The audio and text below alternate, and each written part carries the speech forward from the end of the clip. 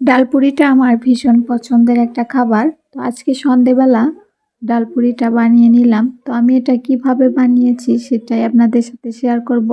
তো চলুন ভিডিওটা শুরু করা যাক।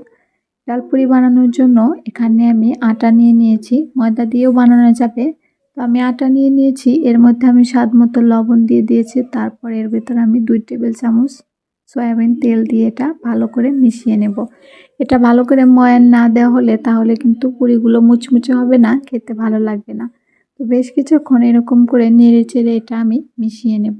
কিছুক্ষণ এরকম করে মেশানো হয়ে গেলে তারপর আমি হাতের তালুতে চাপ দিয়ে দেখব দলা পেকে যায় নাকি। তারপর যদি চাপ দিলে ভেঙে যায় তাহলে বুঝবো একদম ঠিক আছে।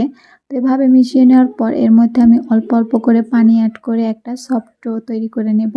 খুব বেশি নরমও না, আবার খুব একটা শক্তও না, মাঝারি সাইজের করে একটা ডো বানিয়ে নেব। তো দেখুন ডোটা ঠিক এরকম হবে। এখন এটা আমি বেশ কিছুক্ষণ এরকম করে মাখিয়ে মাখিয়ে তারপর একটা ঢাকনা দিয়ে ঢেকে 10 মিনিট রেখে দেব।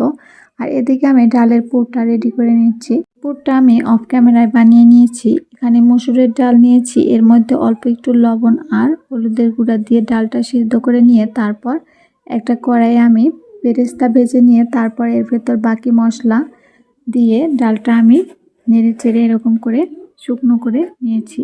এখন এটা বেশ কিছুক্ষণ নাড়াচাড়া করে এটা আমি এর ভেতরকার পানিটা শুকিয়ে নেব, একদম ঝুরঝুরে করে নেব।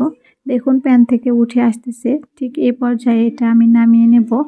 এটা কিছুক্ষণ পর ঠান্ডা হয়ে গেলে ঝুরো ঝুরো হয়ে যাবে। এখন আমি সেই ডোটা থেকে ছোট ছোট লেচি কেটে নেব। আমি যতটুকু পুরি বানাবো সেই অনুযায়ী আমি কেটে নিয়েছি। আমি একদম ছোট ছোট করে পুরিগুলো বানাবো। দেখুন ডালটা কতটা ঝুরঝুরে হয়ে গেছে। এখন এটা আমি নেড়েচেড়ে একটু ভেঙে নিচ্ছি। এখন এটা একটা সাইডে রেখে দেব আর পুরিটার ভেতর আমি পুর ভরে নেব। তো এখানে আমি ডোটা একটু চ্যাপ্টা চ্যাপ্টা করে বড় বানিয়ে নিয়েছি। মাঝেরটা একটু মোটা রাখবেন, না হলে এটা ফেটে যেতে পারে। তো চারদিকে পাতলা করে মাঝখানে মোটা রেখে আমি পুরটা দিয়ে চারিদিক থেকে মাথাটা মুড়িয়ে এক জায়গায় জড়ো করে আটকে নেব। তারপর এটা পেঁচিয়ে একদম গোল করে আমি রুটির মতো বেলে নেব। খুব বেশি পাতলা করা যাবে না, তাহলে ডালের পুরটা বেরিয়ে আসবে এবং লুচিটা আর ফুলবে না। এখন আমি পিঁড়িতে হালকা তেল মাখিয়ে নিয়ে তারপর আমি সেই পুরিটা বেলে নেব। তো দেখুন এরকম করে আমি একটু চ্যাপ্টা বানিয়ে নিয়েছি, তারপর আমি বেলনি দিয়ে বেলে পাতলা করে নিয়েছি। এখন এটা ফুটন্ত গরম তেলের ভিতর দিয়ে দেব। তেলটা ভালো করে গরম করে নিয়েছি। দেখুন লুচিগুলো ফুলে কতটা বড় হয়ে গেছে। তো এভাবে আমি সবগুলো লুচি বানিয়ে নিয়েছি। লুচিগুলো কিন্তু খেতে ভীষণ মজা হয়েছিল।